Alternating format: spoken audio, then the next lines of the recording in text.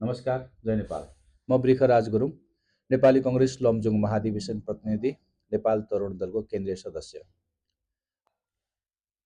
भदौ 23 र 24 गते पछाडि नेकपा एमालेको पनि महाधिवेशन भयो, तर नीतिमा परिवर्तन भएन, नेतृत्वमा परिवर्तन भएन। त्यहाँ रूपान्तरण चाहने लोकतान्त्रिक मूल्य र मान्यतामा आधारित पार्टीको रूपमा स्थापित गराउनका लागि, लोकतान्त्रिक चरित्रमा आधारित पार्टी बनाउनका लागि आवाज उठाउनेहरू महाधिवेशनमा दण्डित भए। यसको मतलब महाधिवेशनबाट नेतृत्वमा पुग्न सकेन। नेकपा एमाले अहिलेको परिवेशमा पार्टीलाई रूपान्तरण गरेर जान सक्ने बनाउनका लागि पार्टी कार्यकर्ताले हस्तक्षेप गर्न सकेन। नीति परिवर्तन भएन, नेतृत्व पनि परिवर्तन भएन र हामीले देख्न सक्छौँ त्यो महाधिवेशनमा रूपान्तरणको पक्षमा आवाज उठाउनेहरूले पार्टीको टिकट समेत पाएन, अवसर समेत पाएन। र ठिक त्यसै गरी अहिले नेपाली कम्युनिस्ट पार्टीको रूपमा जुन रूपान्तरण भएको छ, तत्कालीन नेकपा माओवादी, नेकपा एकीकृत समाजवादी लगायतका दलहरू मिलेर नेपाली कम्युनिस्ट पार्टी बनेको छ र त्यो नेपाली कम्युनिस्ट पार्टीको नेतृत्व पनि परिवर्तन भएन। विभिन्न दलहरू मिलेर एउटा दल बनाउने काम भयो, तर त्यसको नीति र नेतृत्वमा कुनै परिवर्तन आएन। र रासपा जो नयाँ पार्टीको रूपमा रहेको छ, त्यो पार्टीको पनि नेतृत्वमा कुनै परिवर्तन आएन।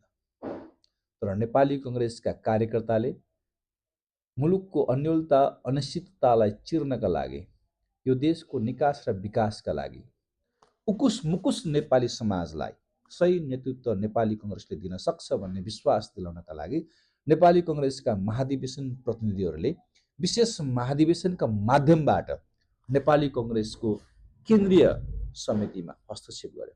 यसको मतलब नेपाली कङ्ग्रेसको नीति र नेपाली कङ्ग्रेसको नेतृत्व परिवर्तन गर्ने काम गर्यो।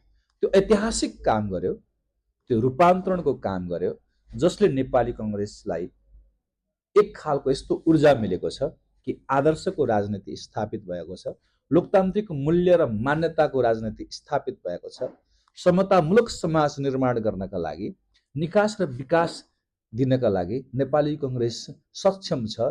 यो अन्योलता अनिश्चितताको अनन्त भुमरीमा फसेको नेपाली समाजलाई सही दिशा दिनका लागि, सही मार्ग निर्देशन गर्नका लागि, राजनीतिलाई सही बाटोमा ल्याउनका लागि ट्र्याक बाहिर गएको संविधानलाई पुनः ट्र्याकमा ल्याएर संविधानको क्रियाशीलता र संविधानको रक्षा र आम युवाहरूको आशा र भरोसा, आम नेपाली जनताको आशा र भरोसा र प्रगतिशील पार्टीको रूपमा स्थापित गर्नका लागि विशेष महाधिवेशनले म्यान्डेट दियो।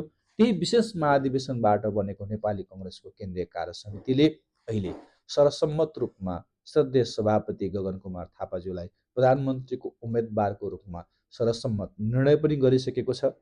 यसले नेपाली समाजमा एउटा आशा जगाएको छ। अब नेपाली समाज रोकिएर बस्न सक्दैन, अब नेपाली समाज असमानतामा रहन सक्दैन, अब नेपाली समाज प्रगतिको बाटोमा, अब नेपाली समाज सम्मानित नेपाली, समुन्नत नेपाल र समृद्धिको बाटोमा अगाडि बढ्न सक्छ भन्ने एउटा विश्वास दिलाएको छ। फागुन 21 गतिको निर्वाचनमा रुख चिन्हमा मतदान गरी प्रत्यक्ष र समानुपातिकतर्फ रुख चिन्हमा मतदान गरे।